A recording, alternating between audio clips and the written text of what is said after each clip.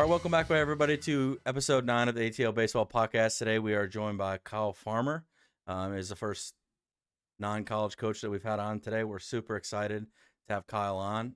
Kyle knows one of our coaches, Ken Caldwell, really well, so Ken was able to set us up with this, and Kyle's nice enough to come on while his little one naps. So we could have 20 minutes today. We could have an hour. We could have 40. Kyle, go ahead. Why don't you give a little bit of a background?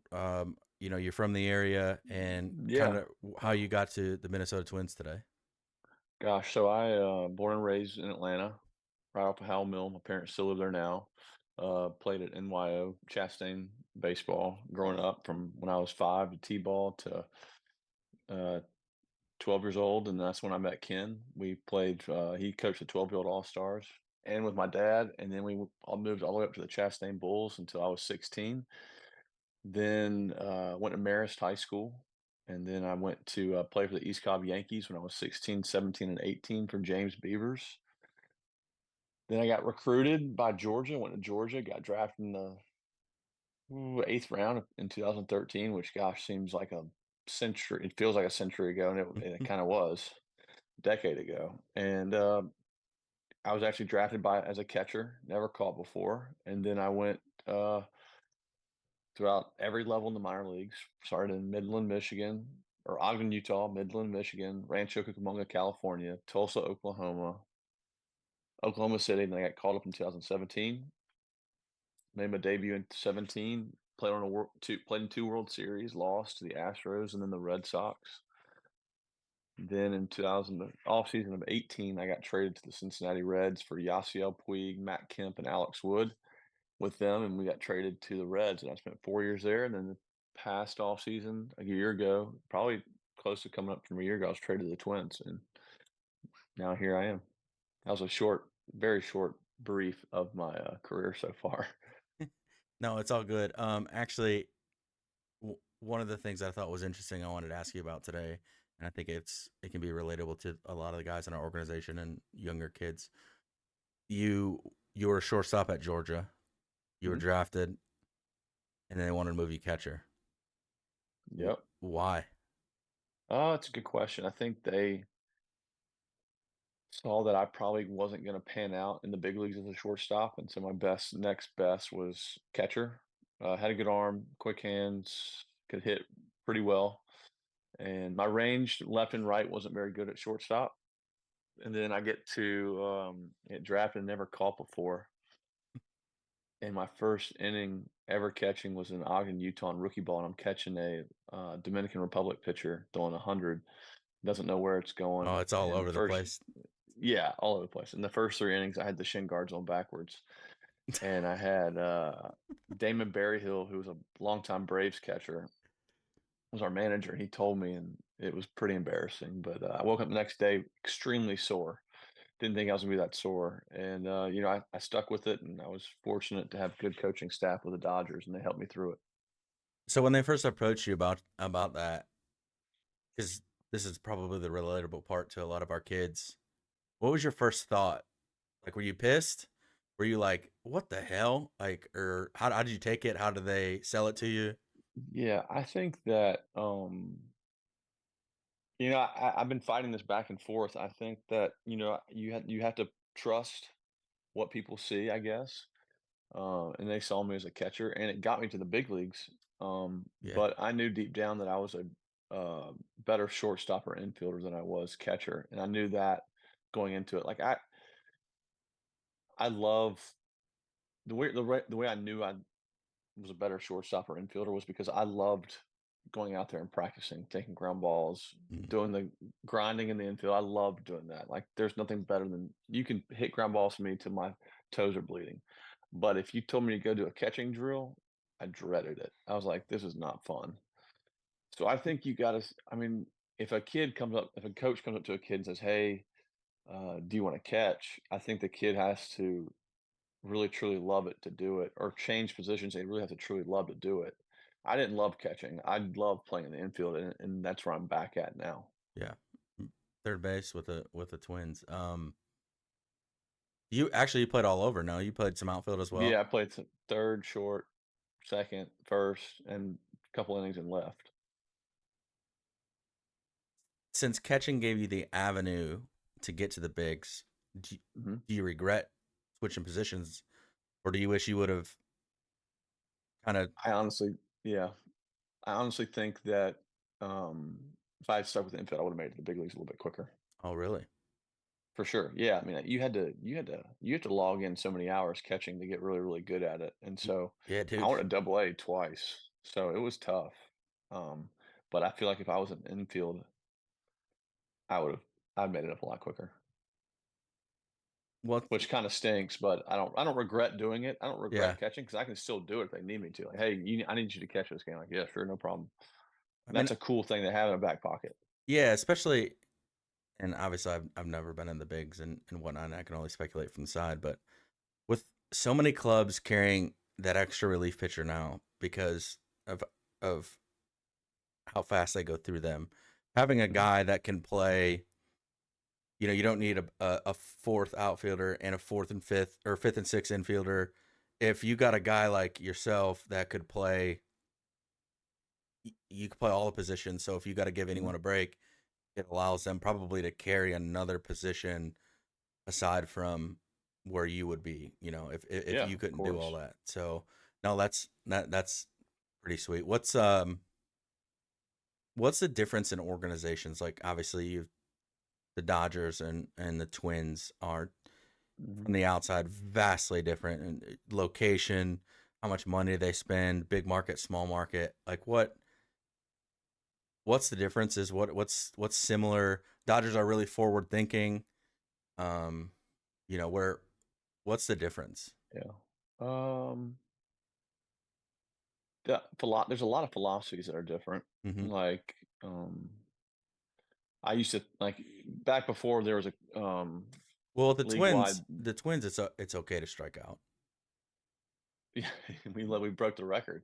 Yeah, Yeah, no, I mean, just a little I jab. think it's yeah, I love it. I think and we also like we're the best home run hitting teams in the league too, Yeah, so it kind of goes hand in hand. I'm an Indians fan, so like Oh, I okay, see it first. And one of my best friends is a Twins fan, that's so I mean funny. I see it firsthand. I mean, you guys mash. I mean, Yeah, it's but I mean that comes with striking out. If you're going to take your shots, you're going to fail a lot, well, when you and get to that's the the thing. bigs, ground balls are outs nowadays. You know what I mean? Yep. So I don't want to say sell out for power, but like you said, you're gonna miss when you're swinging with that much intent and trying to do damage every time, and Yeah. it's the trade off. So I think so back to your question. I think that I just this came to my mind. A lot of teams have very different organization or organizational values and stuff, but at the end of the day, everybody wants your OPS high. Hmm. So OPS is like huge, on base plus slugging, which you probably know. And there's two different ways you can do it. You can either get on base a lot by high average, or you can slug a lot, or you can do both, like Otani, and get $700 million. And You so I get paid, think baby.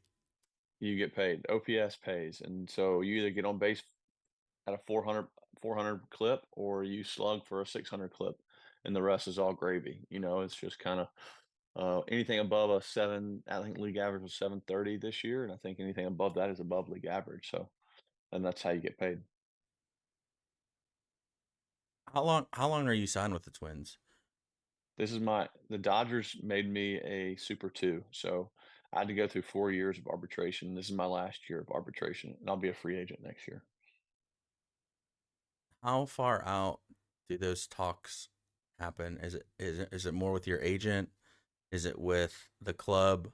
Is it, do they say, hey, you got a year left, we'd love to keep you around, or is it just Yeah, when it's up, then we'll discuss it when it comes.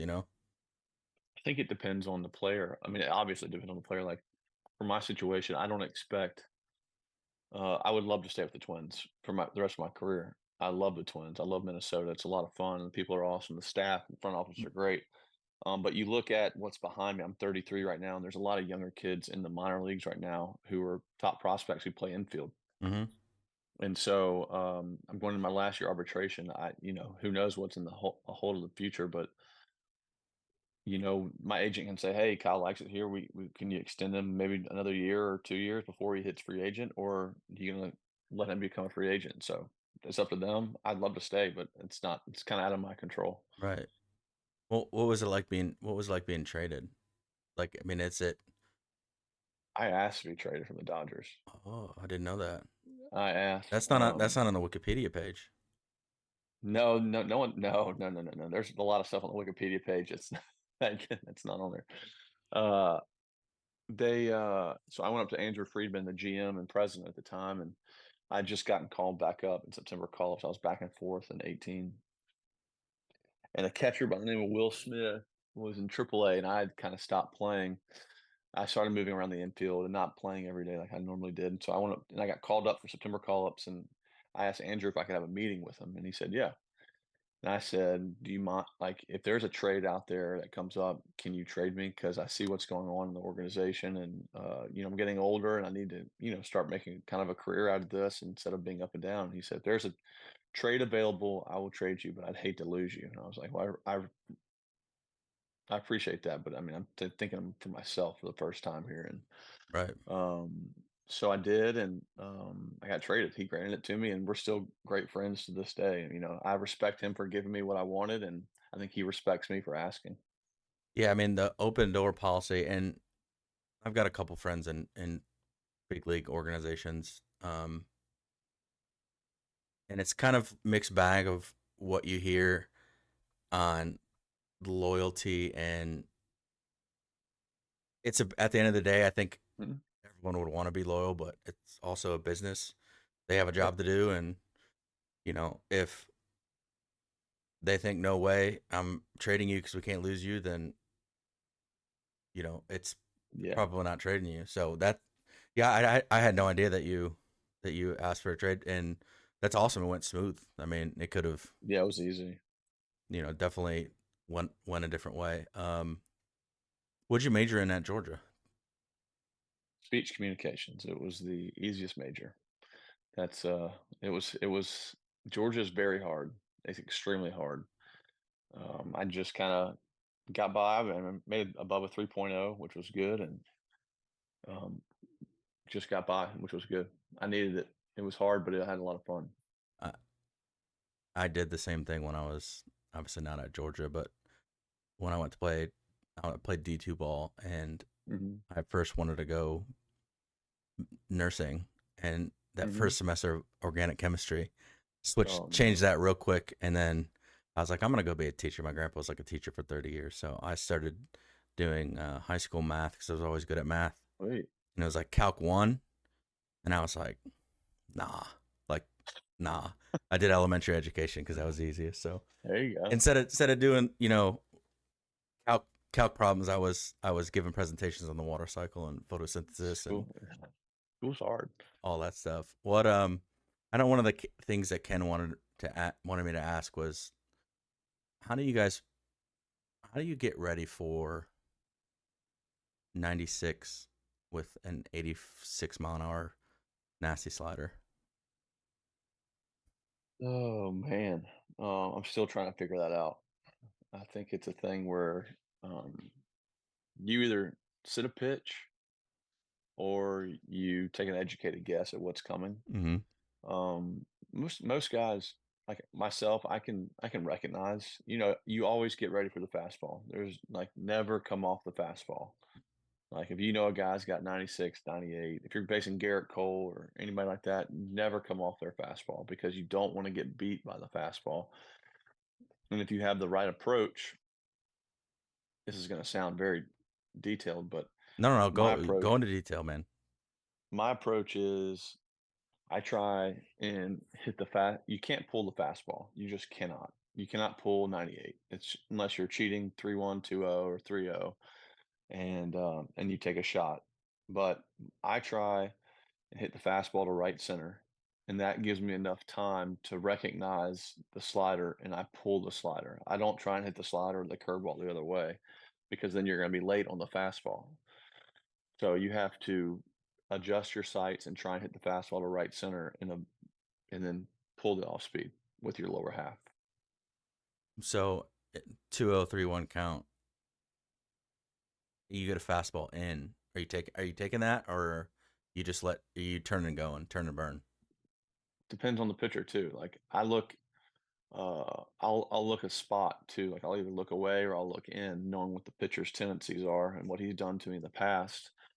So I'll look like if I'm sitting in, like I'll give you an example. The home run I hit against the Astros in the playoffs this year against Valdez, I was sitting sinker inside because his sinker moves a lot. So I had to make sure that it started on the inner half to break over the middle of the plate. And I practiced, gosh, for an hour and a half before the game. They put sinker. We have this really nice machine. It's called the iPitch, and it changes pitches, movements, and you can type in their vertical, horizontal, and it adjusts to it, and it makes this ball move just like their pitch. And I said, I either want one away and I want one in. I'm swinging the fastball in. If it's away, I'm taking. And sure enough, man, that first pitch was on the inner half, and I hit it, and it was a home run. And I was around the bases. I was like, "Holy crap! This never happens to me." Like that. Like I've been working for 2 hours on this, and all of a sudden it showed up first pitch, and I was hunting it. I was looking for that pitch, and it was there, and I went, "Bow," and I was like, "Dang." So, like, in that situation, like, if I'm facing a guy, if it's a nasty slider, I'm gonna put a slider on the machine, and I have to make sure it's a strike, the pitch that I try and drill it into my head where I want this pitch to start, and when it starts there, I'm swinging. If it doesn't start there, I'm taking. So you guys, I've always been curious of this with all the data that we have now, and you know everybody's spin Mhm, rate and RPMs and all that. You essentially can program all of that data into the pitching machine, and you can mhm, spit out Clayton Kershaw's curveball 100 times mhm. over again.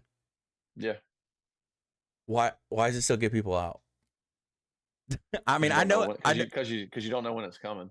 I know it's hard, but it's like you see guys just look silly on these pitches.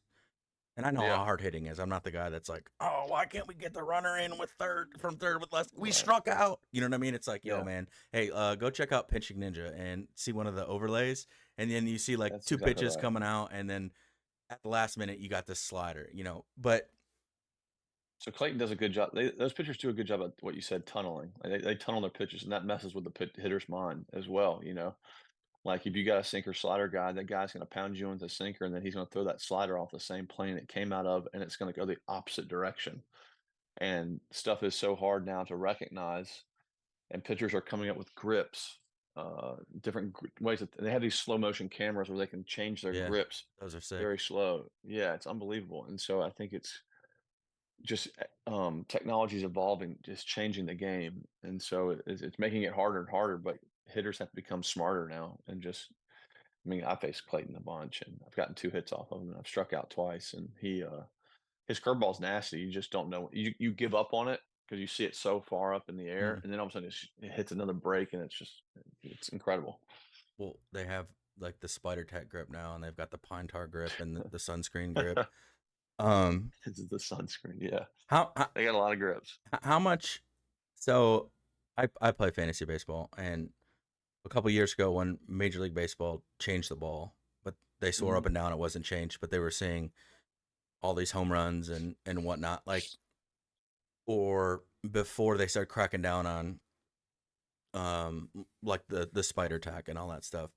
How much like do you guys, and you might not be able to answer this or might not want to answer, and that's fine, we can cut it out. But like how much of that do you know is going on, or do you know like this guy's using some type of grip enhancement, spin rate enhancement, and whatnot? Yeah. So we can pitchers kind of make it obvious. You watch them, what you're not seeing on TV. You watch them. They're taking off their hat. They're doing this every pitch. Every They're time. doing that. They got something on it. And then what we can see is, Oh, you froze up.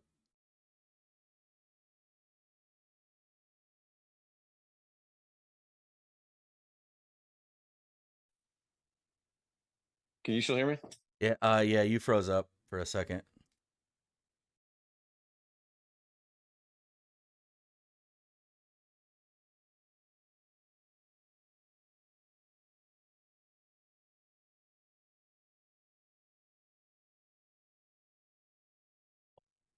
Now that was the Twins. They knew you were about to answer something that you Yeah. shouldn't, and they were. Where our power just went out.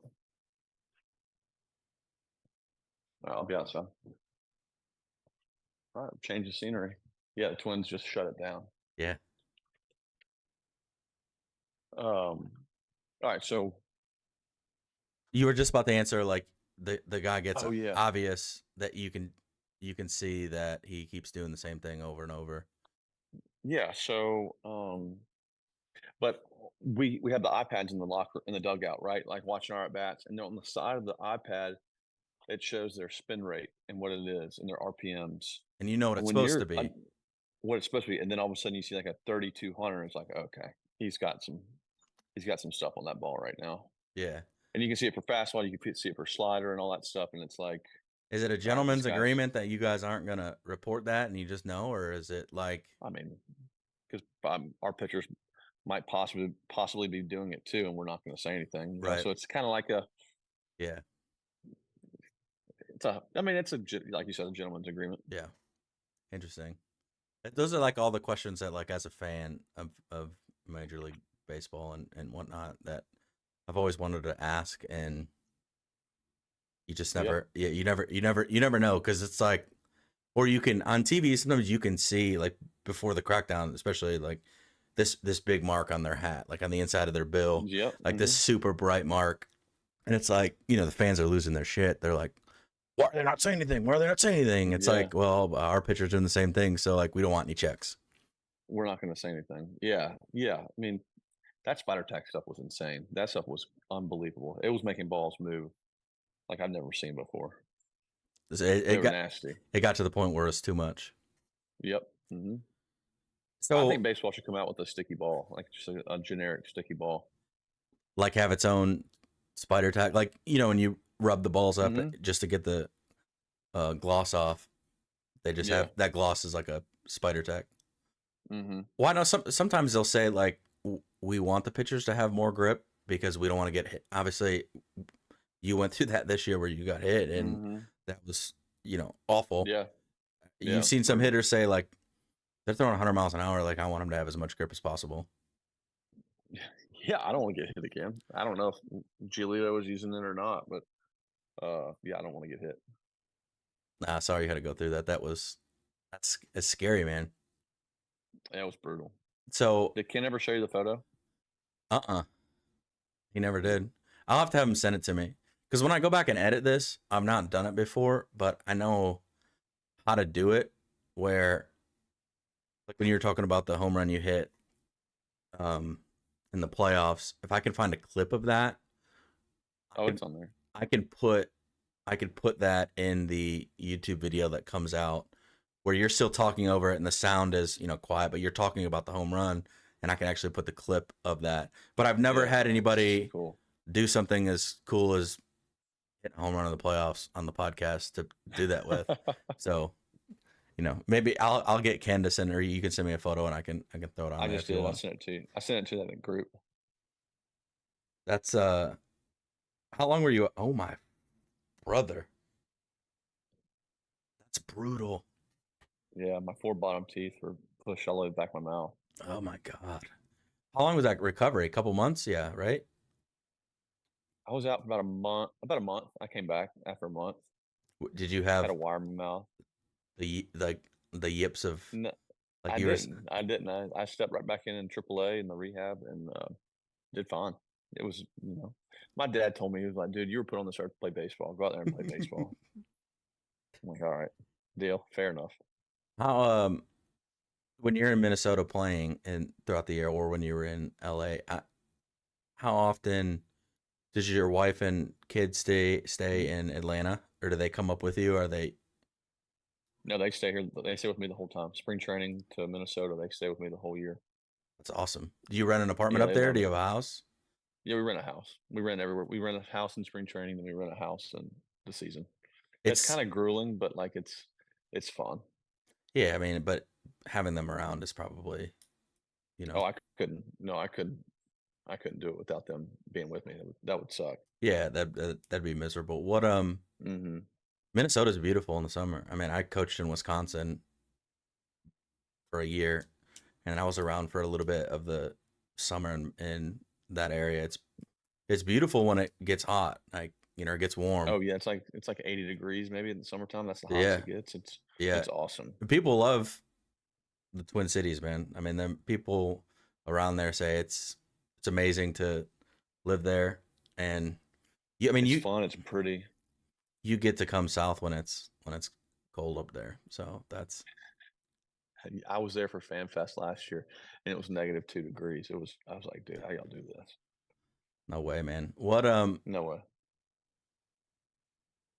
what's a day in the life?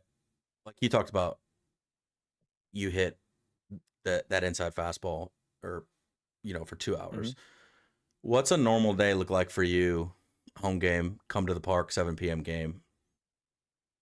So I'll wake up in the morning, go to my coffee shop, get a cup of coffee, come in the house, watch some TV, hang out with my wife. We'll go get breakfast.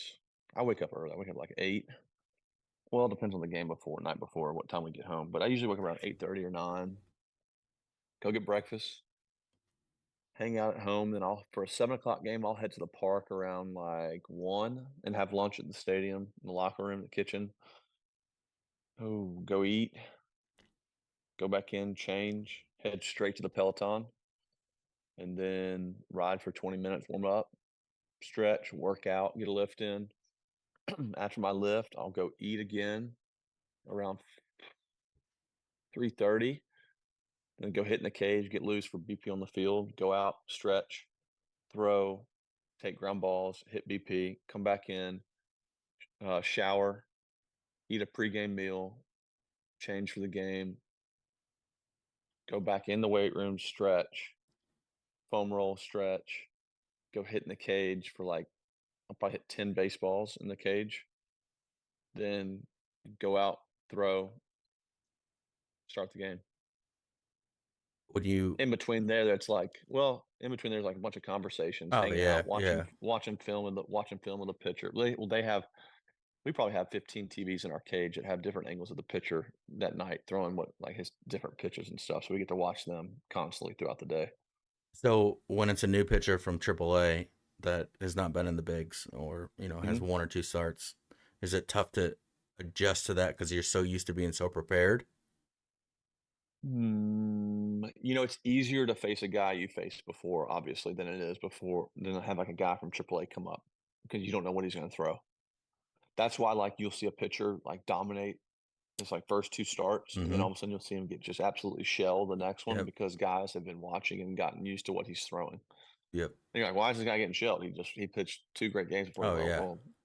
that's like hitters. Like take Ellie De La Cruz for example. He had a hot start. Pitcher started finding his holes. He started swinging and missing a lot more, and he started struggling. So it's just a game of making adjustments. If the pitcher's going to make adjustments to you, you got to make an adjustment to him. He also had some like alarming metrics, like Yeah. his batted ball metrics, where like he was putting up all these unreal numbers, and he's electric. Obviously, that's it is Oh what it yeah. is. He's got the tools. But like his attack plane and his like the launch angle of his balls on average was like really low, especially when hmm you'd see some mammo home runs or like just missile home runs, but it was like everything else was like straight into the ground, straight into the ground, straight into the ground. Yeah. I mean, it's I'd imagine it's like that almost in every sport with at the professional level.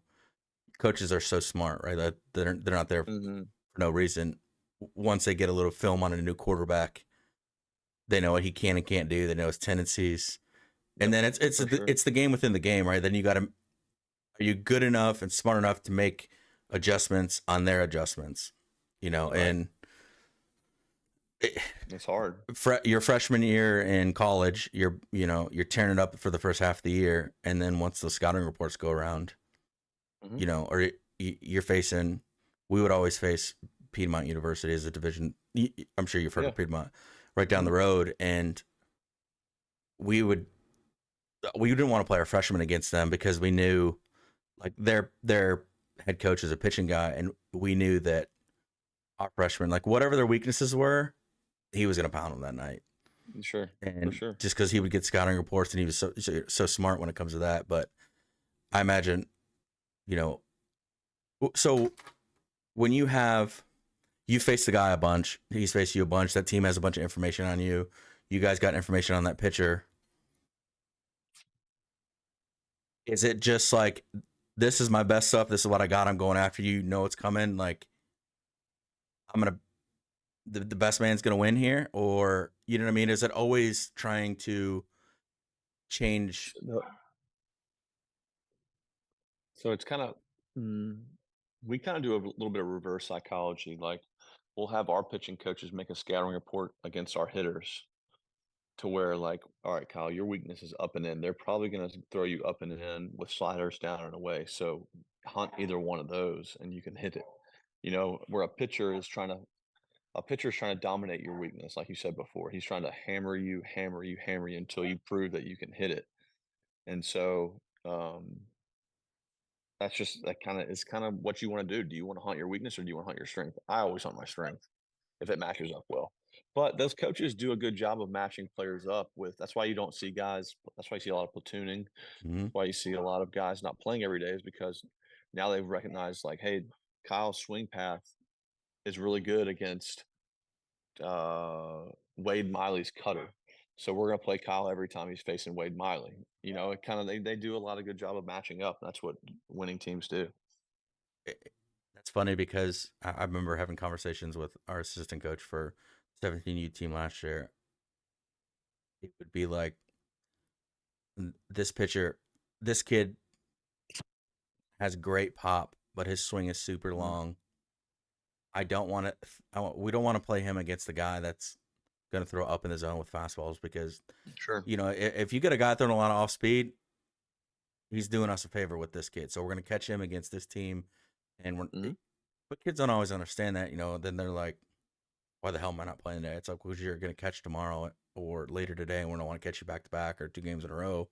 But Yeah, or you just tell me you gotta get better at hitting the high fastball. This guy's gonna hammer you with high fastballs and you can't hit it. But I understand you can't tell a kid that, but it's like can you I though? would I would you can. I would rather know that. The truth is always the best, I think you a know? lot of kids say, like, I would rather know. In hindsight, they say that, but then For sure. when you do have a conversation with a kid like that, it doesn't always go that well. You know what I mean? And I mean, that's why I wanted to ask you kind of about the position Oh, change, because so I many times we have to have gosh. those conversations of, you're not, Kyle, your range left to right's not good enough to be big league range as an everyday player, so we want you to go play catcher. Not everybody is going to say, all right, I'm strap it up. And they may be strapped up wrong and inside out, but like, Yeah. I think I think gosh, I think you can look at it a different 2 or 3 different ways. Like you said, like, hey, you're not good enough range wise, or you can be like, hey, I'm gonna give you a month, like at the end of the season. Hey, I'm gonna give you the off season to get better at your range, and if you come back, you're gonna stick it short. But if you're not, you're gonna go to catcher. So that pushes the kid to work even harder, and maybe he does get better and figures it out. Or he'll say like, let's just work on catcher now, so I can get better at it for next year. yeah, Like, why beat around the bush? There's so many different. You just got to know the type of kid that it is. Like, if it was me, like as it happened to me, if someone told me I wasn't going to be not good enough to do it, I'm going to go out there and figure out how to do it. And then that's what I did. Like, I was a short, fat white kid at NYO. I always played up. I mean, I was good, but like there were guys with goatees at 13, and I'm like, what? And my voice is as high as a kite. I can't figure anything out. And but I got better. I just kept getting better. But I loved practice. I loved taking ground balls. I loved hitting. I would I had the best dad in the world. I still do. And now that I have a kid, I recognized how selfless he was in getting me better. Because every day he didn't force it on me. He didn't force it at all. He wanted to do it. If I wanted to go race go-karts, he would have gone out and raced go-karts. But I wanted to play catch in the front yard. I wanted to go hit wiffle balls, and he would do it. He never said no. To this day, he still says no. Doesn't say no. If he's working, I say, hey, you want to come throw? He'll drop what he's doing and come throw. So I think a lot has to do with the kid and how much he wants to do and get better. Honestly, it is what it is. that's a good point that you made, and I want to ask you about, so many times parents want to force a sport or Mhm. a team on a kid well, like you just said, he never, he never forced you to do anything you wanted to do it. Mhm. What if what if your son doesn't want to do it? How, you just support He doesn't want to whatever do it. you just support Yeah. whatever dream he wants. I say, man, if you don't, I said, you can do whatever you want to do, but you be the best at what you do. Like you can be, you can go do karate, but I want you to be the badassest black belt you could be. Or you can go do gymnastics, but you're gonna win that gold medal. Do what you want, but be the best at it. I don't care what you do. And I don't like when parents force stuff on kids because they're never gonna be good at it. They're like if they're doing something they don't want to do, they're not gonna be good at it. Well, they're not going to love it. Exactly. And And you got if you do be good at something, you gotta love it. like you said, you loved going out and taking ground balls. You didn't love Oh, going out catching 1,000 pitches, so your heart wasn't in it, and you didn't love catching yep. like you do playing infield. I think that part is so important for parents to hear, Hmm. and that's hard for parents to hear because I'm sure if you could have your choice, you'd want your son to be a baseball player. For sure. Some parents feel that same way, and the kid wants to play soccer, and Yeah. they don't know how to. It's the worst thing they ever heard. You know what I mean? And then that kid can sense that disappointment. That kid can sense that he's letting his parents down, and all that's doing is hurting the kid. Right. But 100%.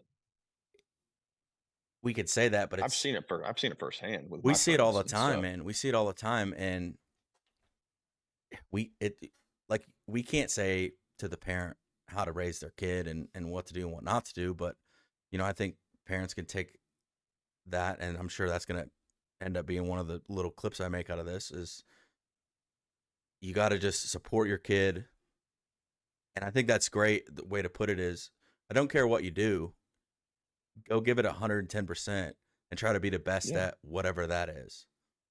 Yeah. You wanna do it, you wanna paint? Go be the best painter in the world, man. Why not? I mean, Yeah, if you truly love something, go dominate it. That's what my dad said to me. He was like, "Do you?" I think I was struggling when I was like 10 or 11, and he could kind of tell that I was in a bad mental state. I was failing. I wasn't succeeding at the time. And he asked me, he said, "Do you love baseball because I love baseball, or do you love baseball because you love baseball?" And I said, "I love baseball."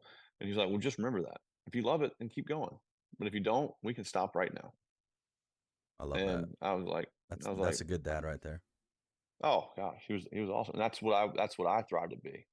I think that's what's going to happen. But I would love for McCoy to play baseball. I think it'd be so cool.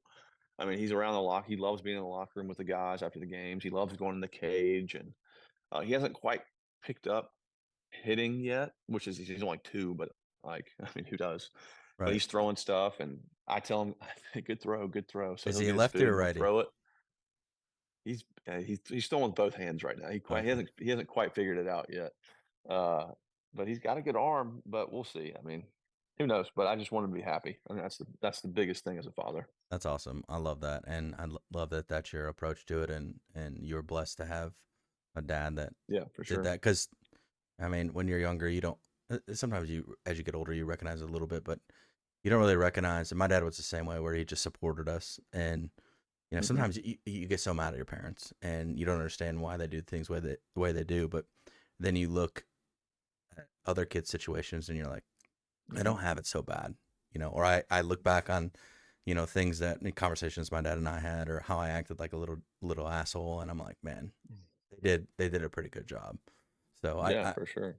um That's cool. back to baseball, just some random fan questions. Who's the hardest pitcher you ever had to face? Like he's starting that night, and you're like, I'd rather not. Garrett Cole. Yeah, Ooh, ooh. His fastball screams at you when it's coming in. yeah, Like it comes in and it's like, yeah, like whoa. I'm like, damn. yeah. Curveball's Ooh, not too bad either. Otani. I faced Otani last year. That was ridiculous. He struck me out and then he hit a home run the next inning. It's amazing what he's doing. That's really cool. I hope he comes back and pitches well for the game, but Yeah. it's hard. I mean, who knows? But it's really cool. Guy's a freak, an alien. I've never seen anything like it. I mean, dude, he's one of the best in the bigs at both. It would be like, That's why he got paid what the best get on both sides of the game. I think people are crazy about it, but it's like, yo, we're not signing just this one person. We're essentially signing two people, and Two he people, yeah.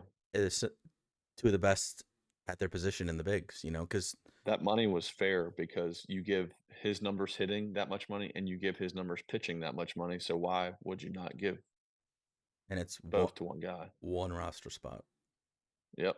and he goes out and he's not taking 2 or 3 days off after he pitches. The guy's going out and throwing 100 pitches, and then He's hitting the next day. yeah, it's ridiculous. Or the same game when they pull him out, like Yeah. it's It's like, what? um, it's nuts. Like I can't imagine. I mean, it would be like playing quarterback like you're Pat Mahomes, and then I don't know what position you'd even DB or linebacker, something. DB. Yeah, you keep going out and playing DB. It's like at Yeah. elite level. Pat And Mahomes and I've Deion never, Sanders. yeah, freaks. But and I've heard nothing but good things about Otani too as a person, which is even cooler. It's interesting that, and I would love one day, and this probably will never be able to happen. Just from my best friend is the hitting coach he's the minor league hitting coach in the Yankees organization, like the director of Hmm. it. And like I'll get some tidbits here and there from him, but I would just love somebody to write like a tell-all book of just stories about guys and like Yeah. things that you hear like on a message board of someone acting like a jerk in the clubhouse, Right. but to all the fans, like You, he's the greatest thing in the world. Like I won't mention. I've heard a couple, but I'm not gonna mention any names today for obvious reasons. yeah. But I think uh I think baseball, the locker room is such um a safe place for players. It's such a very like what happens in here stays in here kind of thing, right, and I think if you have a problem with them, you don't want to bring it out to the public, and if you have an issue, you keep it in house and you talk to them like a man, you don't go out. And that's why I don't like you don't really see that much drama in baseball. Like there's not that much drama when it comes to players disliking each other because it all just kind of stays in house and they figure it out. And at the end of the day, it works. So I think that's it's a gentleman's game, and I think that you handle it like a man when stuff happens like that. but there is. I guess baseball is one of the few sports that really you're kind of. I mean, you're not playing for yourself, but you get your three at bats and then you go out and you play your position.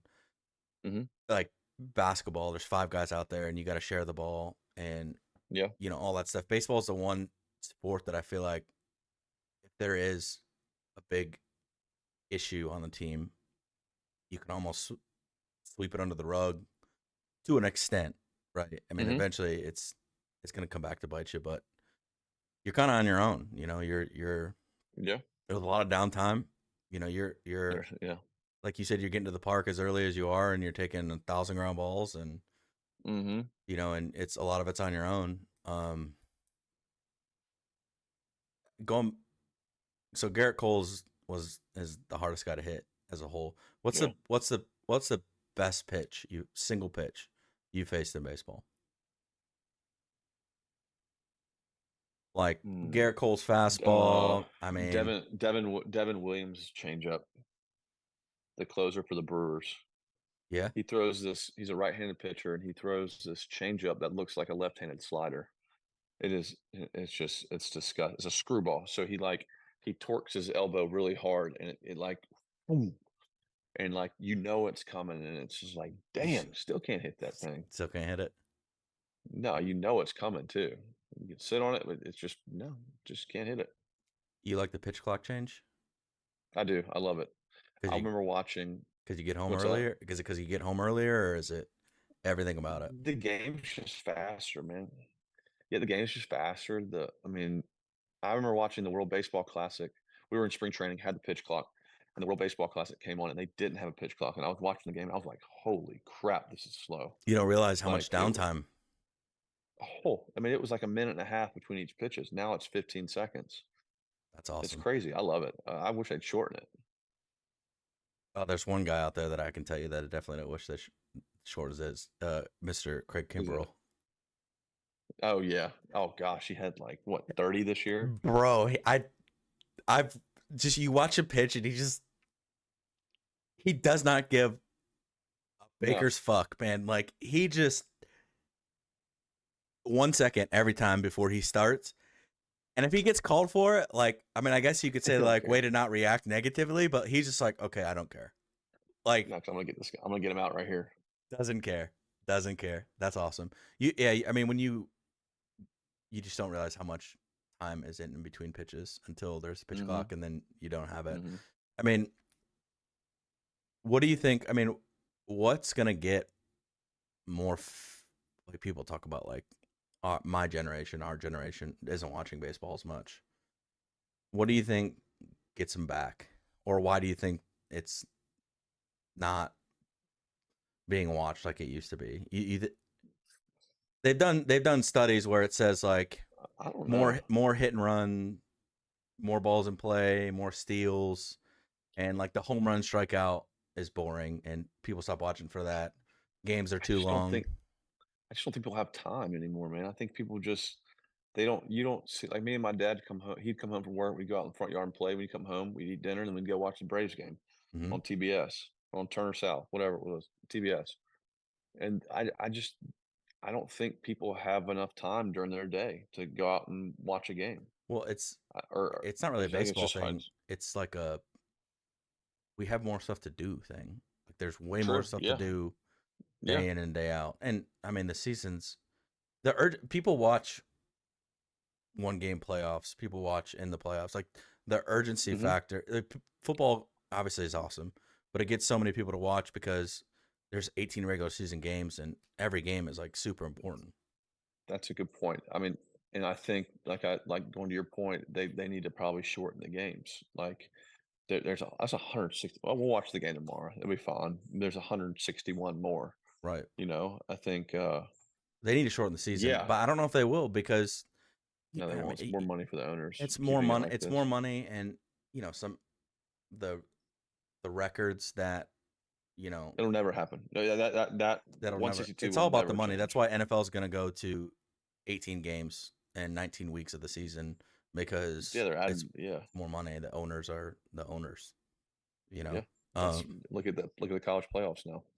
There mean more playoffs, more people are going to watch. You know. well, as an Ohio State fan and as a Georgia Bulldog fan, I wish there would have been more teams in this year.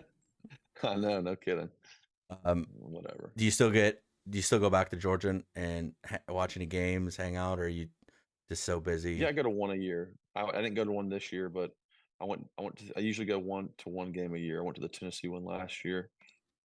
I think that's slowly going to declining me going there because my wife is due January 7th with our second boy, and so I think it's just going to be slowly just going to be Kyle becoming In less more of a 15, beer drinker and feed the bottle. what's your favorite beer to drink?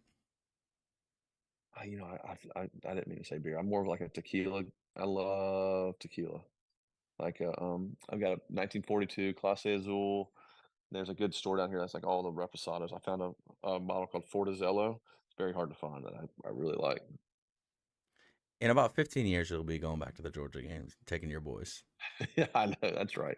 I noticed you got the poop stain on your hand, like I used to get when I hit. Do you Oh yeah. yeah, do you hit without batting gloves?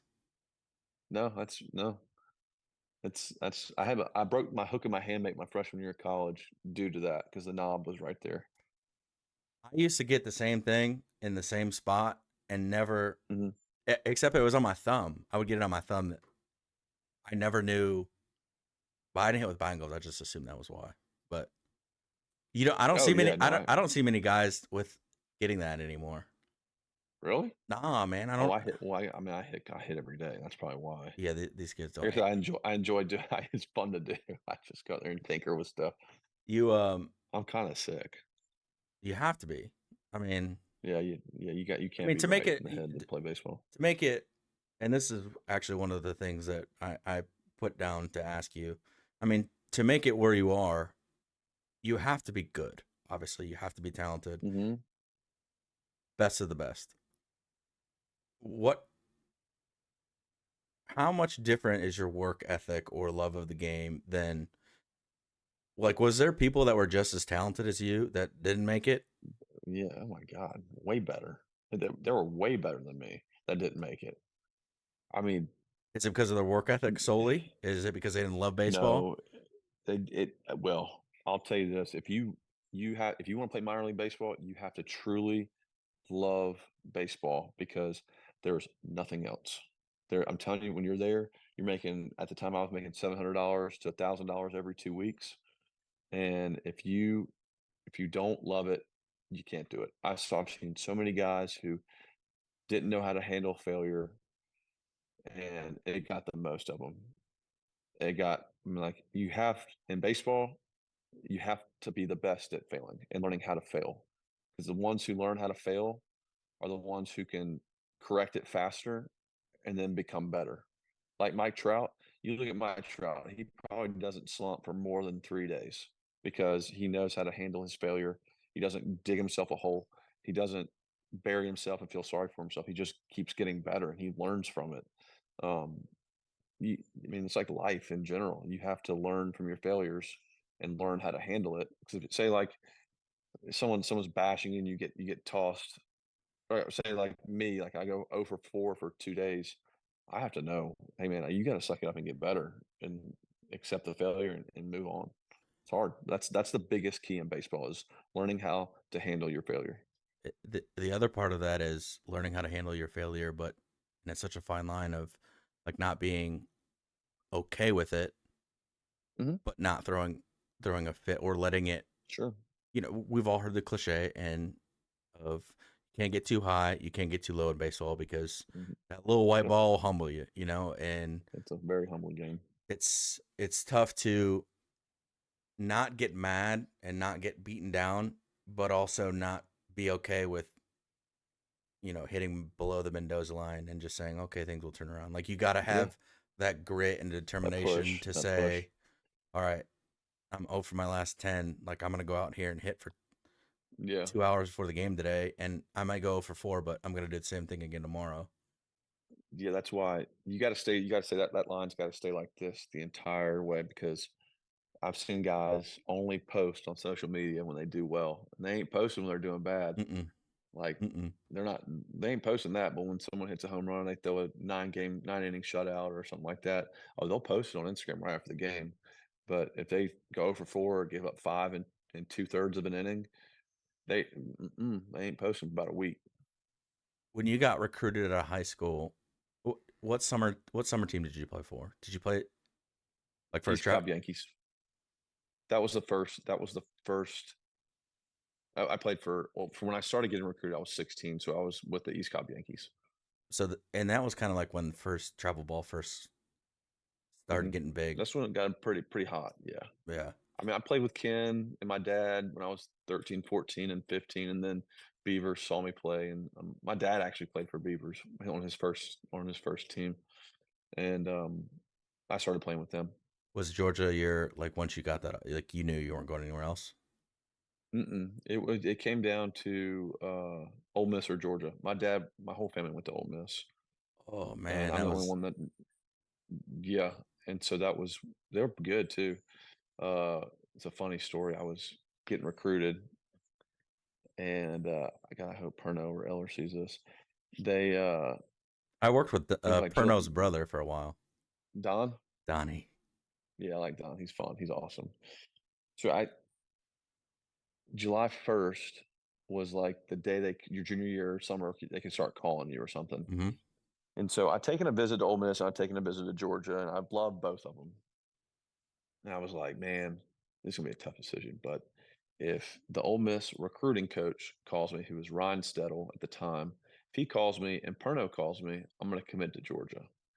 But if Bianco calls me and Perno calls me, I'm going to rethink it. I'm going to go back to Ole Miss to visit it. 8 o'clock a.m. First call, David Perno, Italian ass voice. Hey, baby, we want you to come to Georgia play shortstop. I'm like, all right, cool. So I'm feeling myself, blah, blah. So I go work out and I get back in the truck to go home. And Ryan Stella, recruiting coach for Ole Miss, calls me. He said, hey, Kyle, we'd love to come back for you to come back to Ole Miss and take another visit and see the facilities again. And I said, all right, thank you. I appreciate it. Called Perna back right then. And I said, hey, I'm coming to Georgia. And they got all excited. So then 2 days later, Bianco calls me and goes, hey, Kyle, we want to offer you a scholarship right now. Because they had seen me play the 2 days before and they didn't know that I committed to Georgia. I said, sorry, coach, I already committed to Georgia. I'm going to Athens. And he's like, oh, well, best of luck. Hopefully see you playing. You golf at all? I will. I'm not very. I mean, I'm decent, but I'll go out and swing it. We got Donnie works over at Peachtree. I know. I got Moustakis and Sonny Gray on there one morning.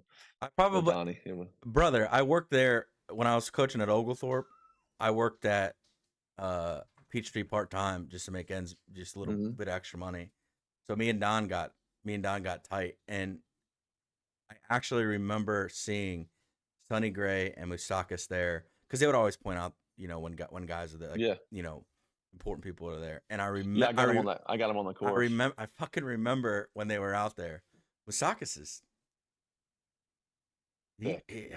thick. He hit a ball a country mile, man. Oh yeah, he can smoke it. He can smoke some cigs too. I gotta call up. Donnie's gonna love that. I'm gonna call him after this. They're like the nicest. I mean, Awesome. I don't know. Don is great. I don't know Don's brother personally, but I coached Don's son in our organization, and so Don was my assistant coach. Just good people, Great man. family. Just great family. Just great people. Forgot what else Ken wanted me to ask, but that's awesome that I forgot that he was there when you were there. He was the coach there. Do you still go back? Perns. Do you have anything to do with Georgia baseball at all anymore, or? No, not really. I mean, I would love to, but the coach now. Strict. Oh, Ken sent me just Texas. No, not Strickland's gone. Oh, Strickland is gone. Yeah, they got rid of his ass. It's the pitching coach for LSU. He was a pitching coach for the Twins last year as well. And left in the middle of the year to go to LSU. And then he got this job to go to Georgia. West. I forgot they got rid of Strickland. Yeah. I mean, they got rid of. It was like 2 years before that. It was like you got to make some changes to the staff, or you're gonna be you're gone. Yeah, toast. It's a business. It's a business, man. It's it's a business. So baseball is a business. When you're a free agent, if the Braves call, I mean, does that pull on your heartstrings a little bit?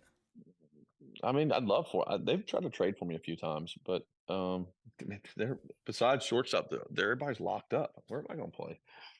That team is loaded for another 5 years. That team is loaded. They're good. I mean, unless you talk to any Braves fan around here, they're insufferable, man. They're just Braves fans and Georgia fans are all the same. We don't do dude.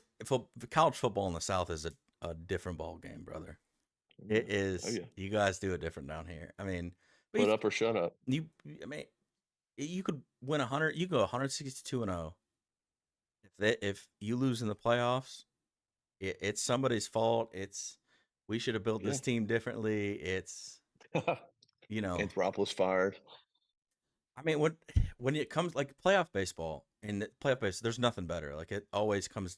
Yeah, it's so electric.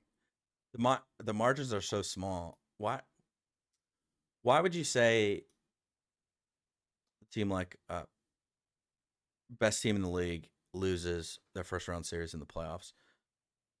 What can you say to that? Like why does that happen? Is it that break that the number one seed gets? Do you think taking 5 days off is that big of a deal?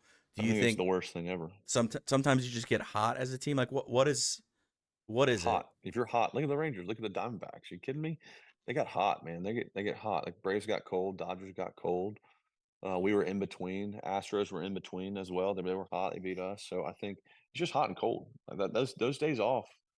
As a player, you want to keep it rolling. You want to go. Yeah. You don't get off the seat. You don't get off the table when the table's hot, man. When No. you're on the blackjack table, you don't get off. You keep going. Well, it's like when the Rockies won like 19 straight games at the end of the season to get in the playoffs, Mhm, and then they mhm, go to the World Series, and there's that 4 or 5 day break or whatever it is, and then they get swept. The Rockies weren't that good of a team, but they had been playing playoff baseball mhm. for a month. Yeah, they were hot. And then when you finally take your foot off the gas for 4 or 5 days, all that they were probably, even though they got 4 or 5 days off, they were probably exhausted. Like mentally, Mhm. it's different in the playoffs, I would imagine, because like every pitch is up here. You know what I mean? Yeah, you watch it every pitch. You watch every pitch, and it's laser focus. It's pretty wild. It's exhausting, but it's wild. Um, Shit, man. That's. I mean, having a pro guy on here has been awesome. I mean, just to You got it. Well, I like doing it. get to ask questions that you always wonder as a fan, you know. And I mean, I played baseball for how many years, and then I coached it. So like a lot of the questions I ask, a lot of baseball guys are going to know the answer, but Mhm. I it carries more weight coming from Sure. Kyle Farmer than Mike Shepard. You know what I mean? And like the when you tell kids like the work ethic you have to have, they're like, Coach, I'm the hardest. Every time I've ever had a kid in a recruiting meeting, oh, it's Coach, I'm the hardest working kid. I'm like, The ones who say it aren't about it. mm-mm, mm-mm. But their hard work is not the same as like every level you go up, like it has to go up. You know what I mean? Mhm. You work hard in high school until you realize how hard everybody's working at Georgia, and then Right. Sorry. no, you're good. And then when you get to the minors, you see which guys are the grinders probably, and you see which guys are like this sucks. Like you said, Yeah. like when you're playing in the minors, you play in small ass towns in the Mhm. middle of nowhere, and You gotta think it's cool. You gotta think it's cool. You can't say it sucks.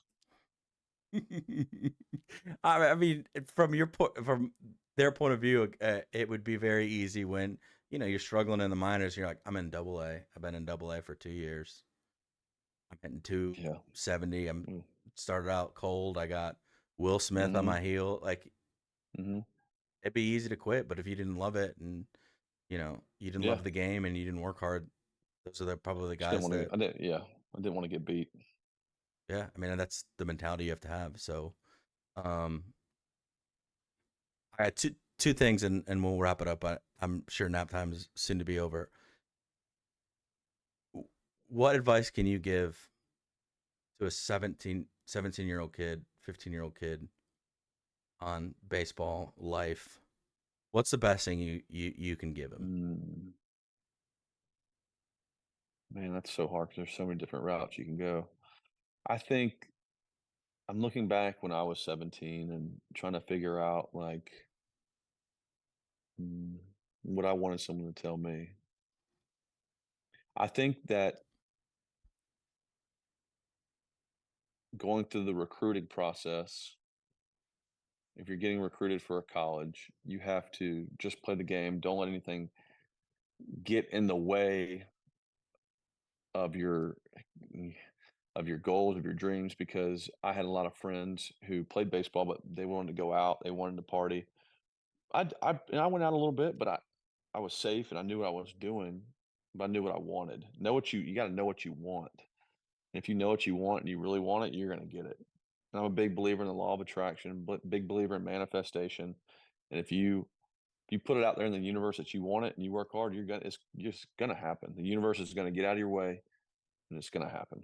And I promise you it's gonna, because I was a doubter and then I was a believer, and once I started believing in it, it happened for me. What about a kid in college that sophomore year wants to play pro ball? We got a couple kids that are in Division 1 and a couple kids committed to. We got a kid Hmm. committed to Tech. We got a kid at Wofford. Kid committed to Harvard. What do you got for them? I think that there's a lot of distractions in college, and there's nothing wrong with that. You got to have fun, but you got to know when it's time to lock it in. Like go out and have fun, enjoy the college scene, but lock it in when it's time to be locked in. Be fully it's very cliche, but you are where your feet are. That's what people always say. Like you are where your feet are. But like, yeah, I mean, be there when you're there. Don't be thinking about your class. Don't be thinking about your party. Don't be thinking about your girlfriend. That's for that's for outside the field. When you're on the field, enjoy it with the boys, have fun, and don't let that guy beat you because you're gonna get beat, but don't let him beat you more than once. Yeah, like that. At bat to at bat. How do you wash it? Like Garrett Cole makes you look stupid. Your first at bat. Hmm. How, They what's your you mindset? I always say there's three things that you have to worry about when you're in the box: being on time, getting a good pitch to hit, and hitting it hard. If you do those three things and get out, there's nothing else you can get worried about because you succeeded at all three of those things. That those are the only controllable things that you can handle. But if you get out on the uncontrollable stuff, like, oh man, I was late. Oh shit, I swung at a bad pitch in the dirt. Well, you swung at a bad pitch in the dirt. That's why you got out. You got yourself out because you swung at the bad pitch in the dirt. So next time, make the adjustment and get on time, get a good pitch to hit, and hit it hard. I love you for saying what you just did because I guys that played for me would tell you I always ask the question like, what are the two most important things in hitting? And it's in my opinion, it's timing and pitch selection. You can have the best swing. Mhm. You can have the best swing in the world. If you're not on time or you swing at a bad pitch, you're not getting hit. You can have the Yeah. ugliest swing and you have a little bit of hand-eye coordination. If you're You on put it down the time middle and you hit it. Yep. and you get a good pitch, you're gonna hit it. And then the other thing I always tell guys like, if the only rule I have is control what you can control. If you Mhm. show up every day and you control your attitude and your effort and how you react to stuff when it happens, we'll never have a bad day. And whatever Mm-mm. whatever comes up, we'll deal with it. And we'll ride together. But if you start having a shitty attitude, you're a bad teammate, or if Mhm. you let your first at bat get you out a second and third time, that's when I got problems. Because Yeah. baseball is hard You're enough. letting Go ahead. you're letting that guy on your shoulder get in your head. Baseball's is hard enough. It's you like they always say, you hit 300 and you're all in the Hall of Fame. It's it's a hard enough game as it is, let alone if you're constantly thinking about all the things in the past. Mhm. And it's that fine line of being able to not be affected by your previous performance, but also not be Mhm. complacent. For sure. That's exactly right. So at the end of every podcast, Kyle, we go through and ask totally ridiculous questions that don't mean anything, that don't matter, but it's becoming people's favorite part. So Okay. we call it the lightning round because we're Yeah. the Atlanta Lightning. You put pineapple on pizza. Sometimes. Artificial turf or natural grass? Natural grass. It's a little unfair for you because your natural grass is different than a lot of other natural grass services. It's almost like turf. But there's nothing. It is. I mean, I've heard stories of like Arizona's got turf. Toronto's got turf. So I know what the turf is. when I've heard stories of like when an infielder gets a bad hop, like the grounds crew people will like apologize to them. Yeah. Sorry. Um, yeah, like sorry you got the bad hop. Fix your shit, all right? Pitching duel or offensive clinic. Wait, say that again? Pitching duel or offensive clinic. Pitching duel. Interesting from a hitting guy. Yeah, I love it. I think it's funny. I think it's fun. Are you gonna Are you gonna coach when you get done playing? I like to manage. Yeah, I like to manage. You- At the big league Big league level. level, Mm-hmm. it, you if you don't, I'm not saying you burnt bridges, but I think it's funny that before guys finish playing, you'll hear whispers of guys saying like that guy's gonna be a coach. Like we want him Mm-hmm. around in a Mm-hmm. coach capacity. Like Stephen Vogt. Mm-hmm. Um, is a hot dog sandwich. Has this debate ever come up before? Oh yeah, I say no. I think a hot dog's a hot dog. Me too, but if you go based on the actual definition, I know the definition of a I'm sandwich, or the same with you, man. It drives me nuts. It's not a like there can be exclusions. What's your favorite? This is funny because when I ask this, it's not. I don't ask it to people that have played there. But what's your favorite MLB ballpark? Chicago, Wrigley. Man, that just goes right into my next question. I always ask the Big Green Monster or Chicago Ivy, but I think I know where you're Ivy, going with that. for sure. I love Wrigley. You have like 3 minutes to tell me how in the world you got to be on the blind side as the quarterback. Huh. uh, it was filmed at Westminster High School, Yep. and a lot of my friends were extras in that movie, and they needed a quarterback for the day. And So just one day I you were was, on it. yeah, I was at a high school party, and a bunch of the guys were there. It was in the summertime, and I was a senior going into my freshman year of college. And they're like, "Hey, Kyle, we need a quarterback tomorrow. Can you come?" I'm like, "Yeah, sure, I'll come." He's like, "All right, be here at 6 a.m." I was like, "What?" He's like, "Yeah, So be here at going 6 a.m." into I was like, 6 a.m., they didn't have a quarterback, or they were just going to have they someone. had one, but it was like a guy who didn't really know what he was doing. I played quarterback at Marist, You're right. and uh, and so yeah, all region two. It's no big deal. It's whatever. And First team all said I can make it rain out here. first thing I'll say, check tape. Anyways, we were. So I was like, yeah. So they handed me a playbook, gave me the pads, everything, learned the plays, and did it. It was fun. I watched one of the Sandra scenes. Bullock was hot. Yeah, I mean, yeah, like I wanted to go there, but I didn't know if we could go there. But like, I That was watched one of fun the for scenes. sure. I think she grabbed you by the shoulder pads and brought you in, and I was like, That I got a wasn't little me. That excited, wasn't bro. me. It That wasn't wasn't me. you. No, they didn't want to put my face in it because of the NCAA rules at the time. I'm done. You lost just so much street cred, bro. Oh I know. my god, I was so excited for you. But I I should mean, have what kept it going. was it cool? That was awesome. Yeah, it was really cool. I mean, there's so much that goes into making a movie. It's Oh, I can't even incredible. imagine, dude. So many cameras, so many angles. Doing this podcast, like I only was able to like put this together because I game. I play Call of Hmm. Duty Warzone. So like I knew about being able to like record.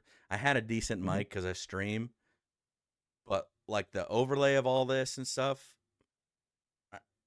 it's so much to go in, and the editing, like, Hmm. and I'm slow. I'm not like I design all these graphics. I do all the editing, but it takes me longer than like professional would. But I couldn't imagine doing a fucking movie or I have to bleep that out. I Mm-mm. couldn't imagine doing a movie. Like that's insane. Mm-mm. And like all the Hard. different cameras and how they flip back and forth, and then you know, Oh, ridiculous. what's your favorite Gatorade flavor? Blue Frost. Do they provide like all your meals they bring into the clubhouse? So I'm assuming like I know on the way every time I go coach a game, I could just $20 in the bank. Boom, I got to stop at the gas station. I gotta get Gatorade. I gotta get a water. I gotta get a can of dip. I gotta get some gum. You don't gotta worry about that. You're showing up, and It's there. I remember when I was coaching in Iowa, we would work the Iowa football game security for a fundraiser, and we went Hmm. through their facility one time, and they actually had like a Coke machine. It was like whey protein, like you just Hmm. all that stuff. Yeah, it's Just disgusting. It's sick how much stuff is out there. good for you though.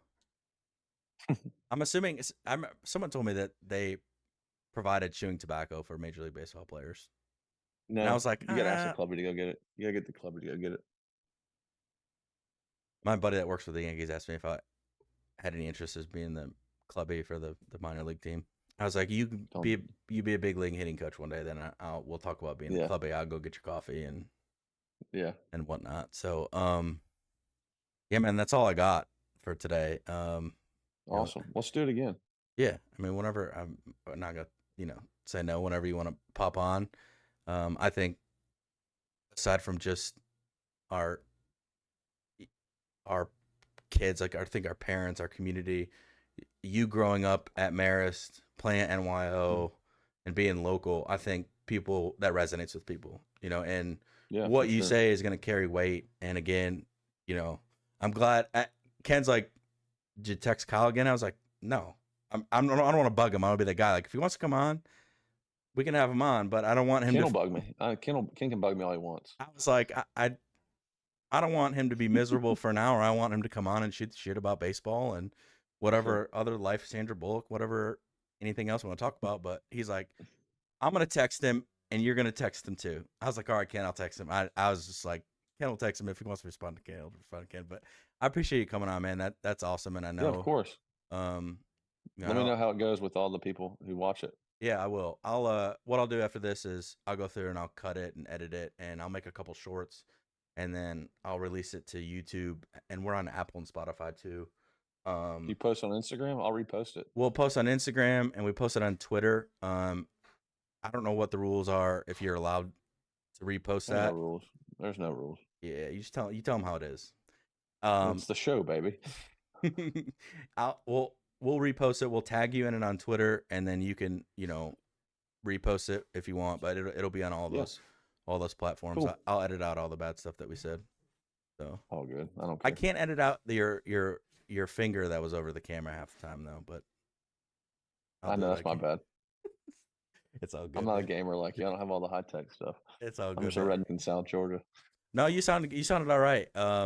When it said you connected with an iPhone, I was a little concerned how it would sound, but the sound was good. So I appreciate that. Yeah, man. If you got anything to plug, like, are you part of any charities, organizations, or anything like that? I wish. Well, maybe you start one day. Yeah, maybe so. What's you got a name for the second one yet? The little boy. Bowden. Bodie. We'll call him Bodie. You pick the names out, or your wife? It's shit, man. My wife picks them out. Are you kidding me? She give you like 3 of them, and you got to give your.